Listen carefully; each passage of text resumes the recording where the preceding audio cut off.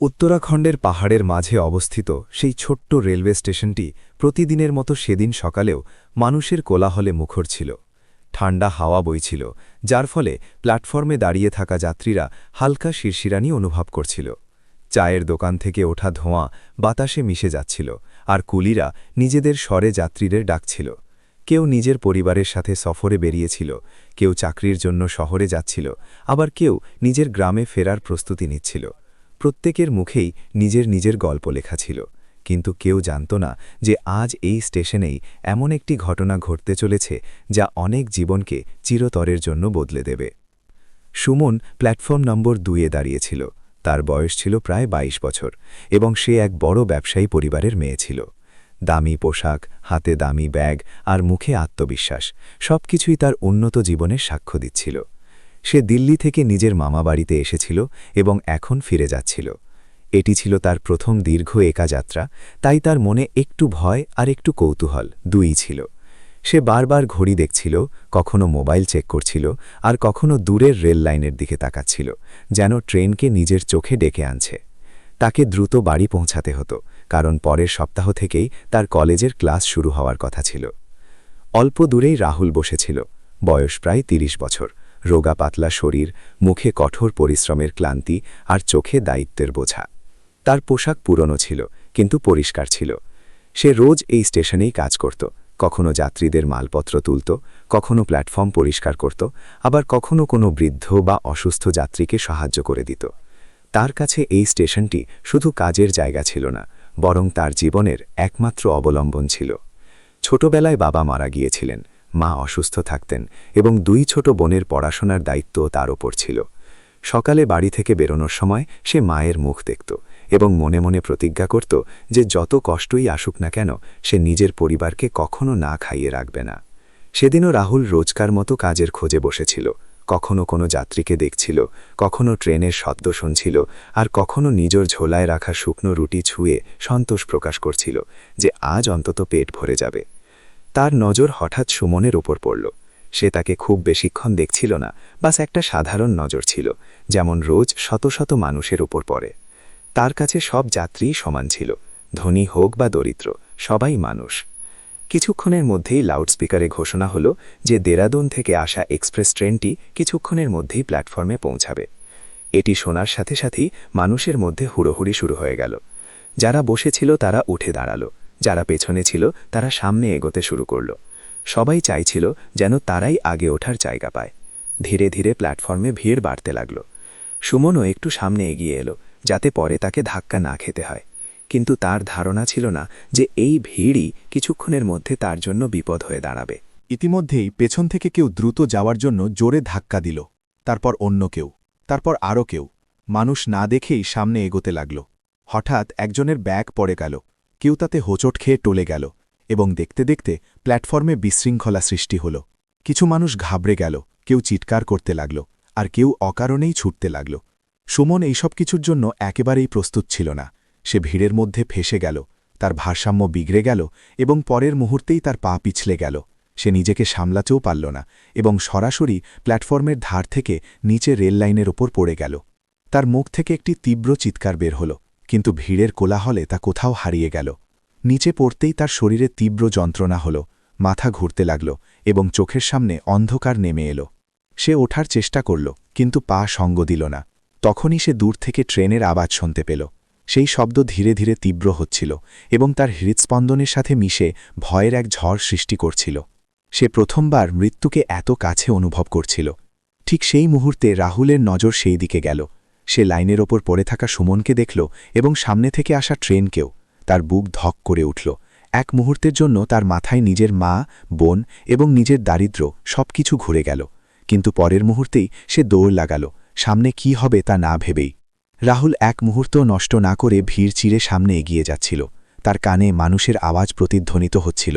কেউ তাকে থামানোর চেষ্টা করছিল, কেউ ভয়ে চিৎকার করছিল, আবার কেউ কেবল তামাশা দেখছিল। কিন্তু সেই সময় রাহুলের কাছে দুনিয়ায় মাত্র একটি জিনিসই বর্তমান ছিল, রেল লাইনের উপর পড়ে থাকা সেই মেয়েটি, যার চোখে মৃত্যুর ভয় পরিষ্কার দেখা যাচ্ছিল।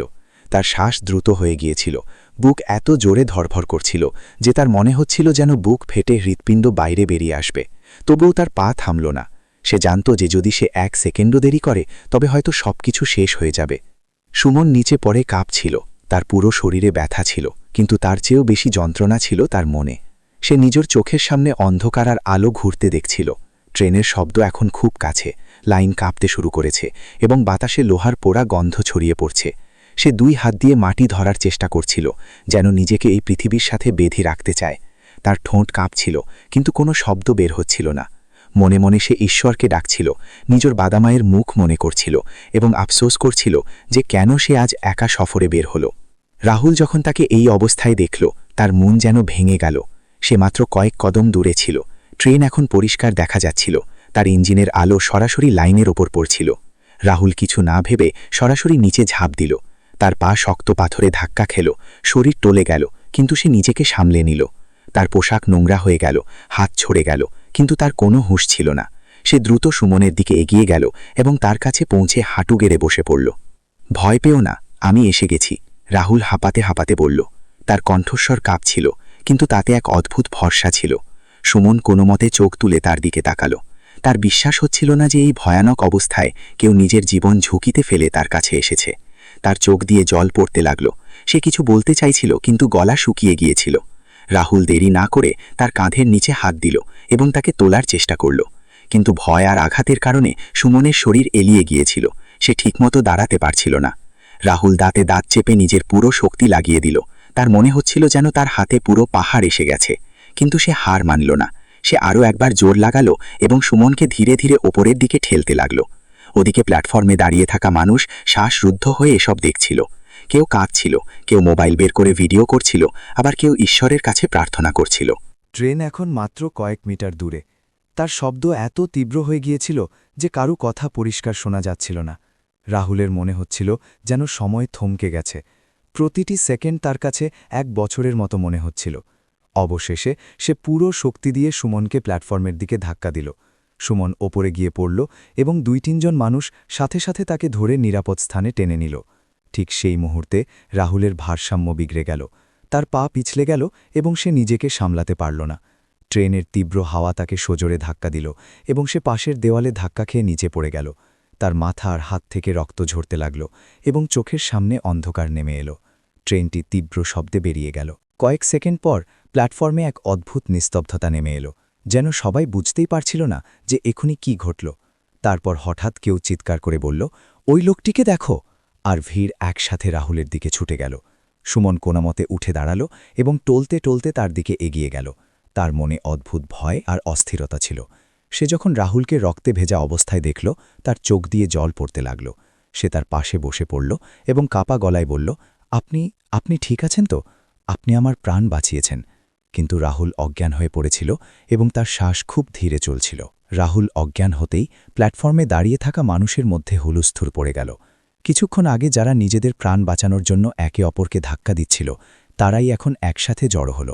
কেউ স্টেশন মাস্টারকে ডাকার জন্য দৌড়ালো, কেউ জলের বোতল এনে রাহুলের মুখে ঝাপটা দিল।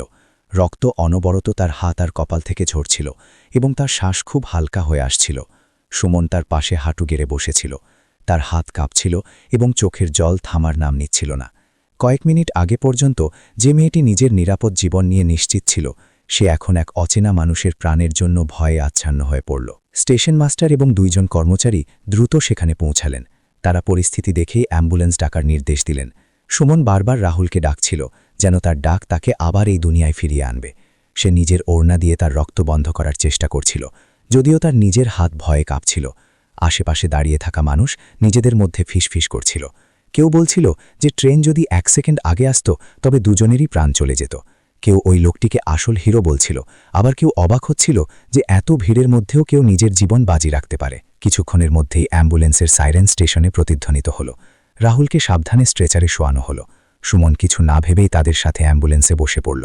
কেউ তাকে কিছু জিজ্ঞাসা করার প্রয়োজন বোধ করল না, কারণ তার অবস্থা দেখে সবাই বুঝে গিয়েছিল যে সে এই লোকটিকে একা ছাড়তে পারবে না। অ্যাম্বুলেন্স দ্রুত গতিতে নিকটবর্তী হাসপাতালের দিকে রওনা হল। সুমনের বুক দুরুদুরু করছিল। সে বারবার রাহুলের মুখের দিকে তাকাচ্ছিল আর মনে মনে প্রার্থনা করছিল যে সে যেন যে কোনো মূল্যে বেঁচে যায়। হাসপাতালে পৌঁছাতে ডাক্তারদের একটি দল রাহুলকে অপারেশন থিয়েটারে নিয়ে গেল। সুমন বাইরে বেঞ্চে বসে পড়ল।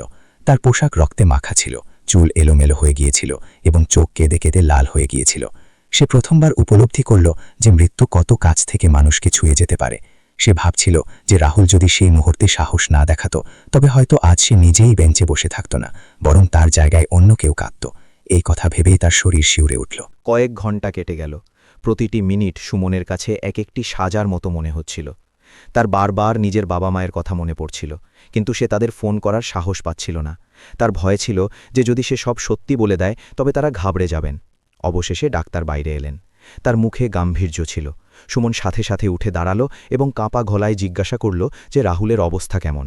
ডাক্তার জানালেন যে চোট গভীর, কিন্তু সময় মতো চিকিৎসা পাওয়ায় তার প্রাণ বেঁচে গেছে। এটি শোনার সাথে সাথেই সুমন স্বস্তির নিঃশ্বাস ফেলল এবং তার চোখ দিয়ে আবার জল ঝরতে লাগল। কিন্তু এবার এই জল ভয়ের ছিল না, কৃতজ্ঞতার ছিল। কিছুক্ষণ পর সুমনকে রাহুলের সাথে দেখা করার অনুমতি দেওয়া হলো। সে ধীরে ধীরে ওয়ার্ডে গেল। রাহুল বিছানায় শুয়েছিল। তার মাথায় পট্টি বাঁধা ছিল এবং হাতে ড্রিপ লাগানো ছিল। তার মুখ ফ্যাকাশে হয়ে গিয়েছিল, কিন্তু শ্বাস এখন স্বাভাবিক ছিল। সুমন তার পাশে দাঁড়িয়ে রইল, যেন কথা তার গলায় আটকে গেছে। কিছুক্ষণ পর রাহুল চোখ খুলল। সে সুমনকে দেখল এবং তার মুখে একটি হালকা হাসি ফুটে উঠল, যেন তাকে দেখেই সে শান্তি পেল। আপনি ঠিক আছেন তো? সুমন খুব নিচু স্বরে জিজ্ঞাসা করল। রাহুল দুর্বল স্বরে বলল, হ্যাঁ, ঈশ্বরের দয়া। তারপর সে একটু থেমে জিজ্ঞাসা করল, আপনি নিরাপদ তো? সেই প্রশ্নটি সুমনের মন ছুঁয়ে গেল। যাকে নিজে এত চোট পেয়েছিল সে নিজের অবস্থার চেয়ে বেশি অন্য একজনের চিন্তা করছিল। সুমনের চোখ আবার ভরে এলো। সে মাথা নেড়ে জানালো যে সে একেবারেই ঠিক আছে এবং এটি সবই তার জন্য সম্ভব হয়েছে। রাহুল চোখ বন্ধ করে নিল এবং শুধু এটুকুই বলল, তাহলে সব ঠিক আছে। ঠিক সেই মুহূর্তে সুমন অনুভব করল যে আজ সে জীবনকে এক নতুন দৃষ্টিভঙ্গিতে দেখতে শুরু করেছে। তার কাছে এখন দুনিয়া শুধু আরাম, টাকা আর সুযোগ সুবিধার মধ্যে সীমাবদ্ধ ছিল না। সেই হাসপাতালের ঘরে শুয়ে থাকা এই সাধারণ দরিদ্র মানুষটি তার জন্য মানবতার সবচেয়ে বড় উদাহরণ হয়ে উঠেছিল। পরের কয়েকদিন সুমন প্রায় রোজ হাসপাতালে আসত। সকালে উঠেই সে সবার আগে রাহুলের কথা ভাবত এবং তারপর কোনো অজুহাত ছাড়াই সরাসরি হাসপাতালে পৌঁছে যেত। কখনো সে তার জন্য ফল নিয়ে আসত, কখনো বাড়ির তৈরি খাবার, আবার কখনো শুধু তার পাশে বসে চুপচাপ তার খবর নিত। রাহুলের কাছে এই সব কিছু একটু অদ্ভুত লাগত। সে তার পুরো জীবনে কখনো কারো কাছ থেকে এত চিন্তা আর সম্মান পায়নি, বিশেষ করে কোনো ধনী ঘরের মেয়ের কাছ থেকে। শুরুতে সে বারবার মানা করত যে সে যেন এত কষ্ট না করে, কিন্তু সুমন তার কথা শুনত না। তার কাছে এটি কোনো বোঝা ছিল না, বরং একটি ঋণ ছিল যা সে হয়তো সারা জীবনেও শোধ করতে পারবে না। ইতিমধ্যেই সুমন সাহস সঞ্চয় করে তার বাবা মাকে সব ঘটনা জানিয়ে দিল। প্রথমে তারা খুব ঘাবড়ে গেলেন। মা ফোনেই কাঁদতে লাগলেন এবং বাবা সাথে সাথে দেরাদুন আসার সিদ্ধান্ত নিলেন। পরের দিনই তারা হাসপাতালে পৌঁছালেন। তারা যখন রাহুলকে বিছানায় শুয়ে থাকতে দেখলেন, তাদের মনে তার জন্য এক গভীর সম্মান জন্মাল।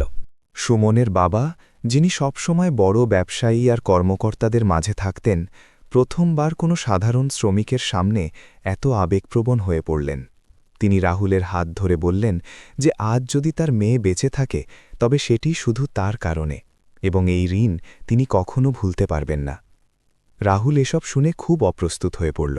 তার চোখে জল এসে গেল এবং সে ধীরে ধীরে বলল যে সে কোনো বড় কাজ করেনি, শুধু সেটুকুই করেছে যা সেই সময় প্রতিটি মানুষের করা উচিত ছিল। কিন্তু সুমনের বাবা মা জানতেন যে সবাই এটি করতে পারে না। তারা ডাক্তারের কাছ থেকে তার পুরো শারীরিক অবস্থা জানলেন এবং চিকিৎসায় কোনো ত্রুটি না রাখার অঙ্গীকার করলেন। সুমনের বাবা হাসপাতালের প্রাইভেট রুমের ব্যবস্থা করলেন এবং সমস্ত প্রয়োজনীয় ওষুধ ও পরীক্ষার খরচ নিজেই বহন করতে লাগলেন। রাহুলের কাছে এই সব কিছু কোনো স্বপ্নের মতো মনে হচ্ছিল।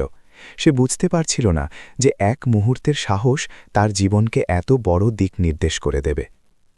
ধীরে ধীরে রাহুলের স্বাস্থ্যের উন্নতি হতে লাগল। এখন সে বসতে পারছিল, একটু হাঁটতেও পারছিল এবং মানুষের সাথে প্রাণ খুলে কথা বলছিল। এই সময় সুমন আর তার মাঝে এক আলাদা সম্পর্ক তৈরি হয়ে গিয়েছিল।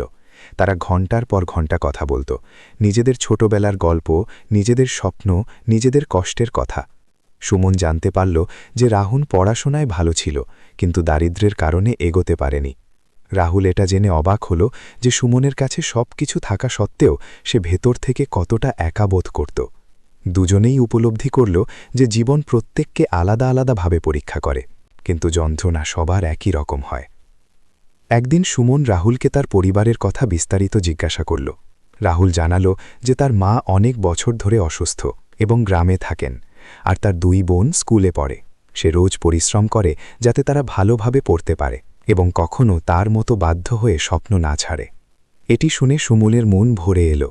সে তখনই ঠিক করে নিল যে সে রাহুলকে সাহায্য করবেই, কিন্তু এমনভাবে যাতে তার আত্মসম্মানে আঘাত না লাগে।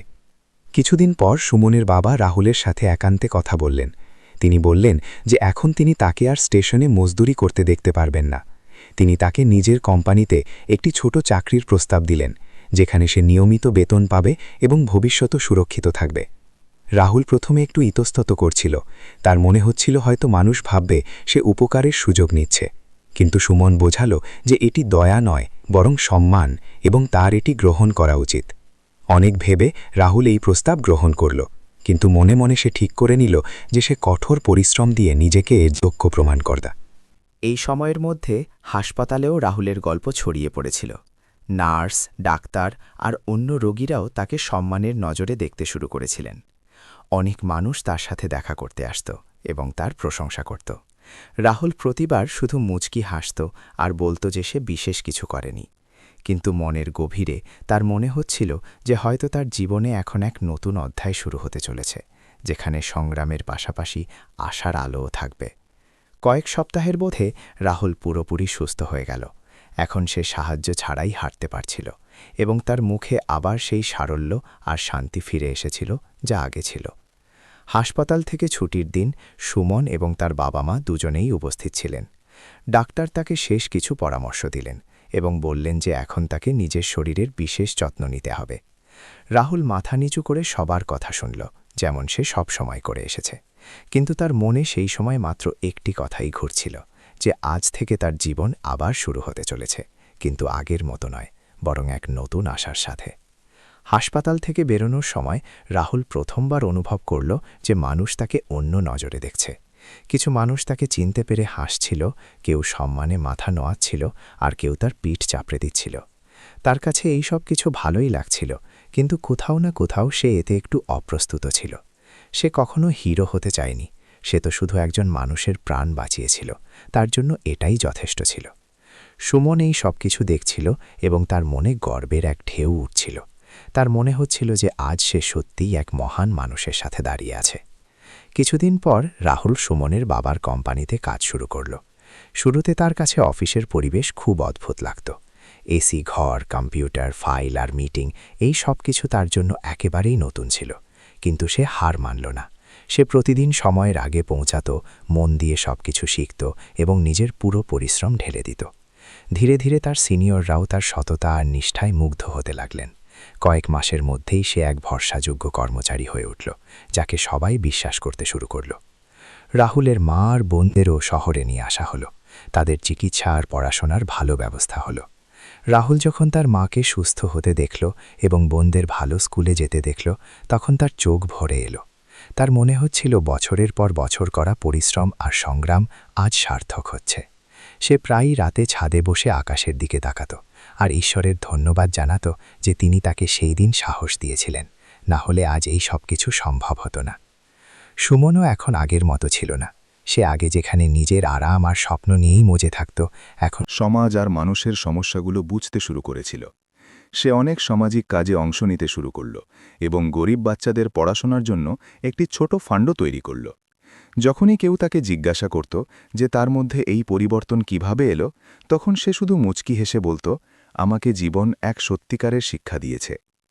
মাঝে মাঝে সুমন আর রাহুল সেই পুরনো স্টেশনে দেখা করত, যেখানে তাদের গল্প শুরু হয়েছিল। তারা প্ল্যাটফর্মে বসে চা খেত আর পুরনো দিনের কথা মনে করত।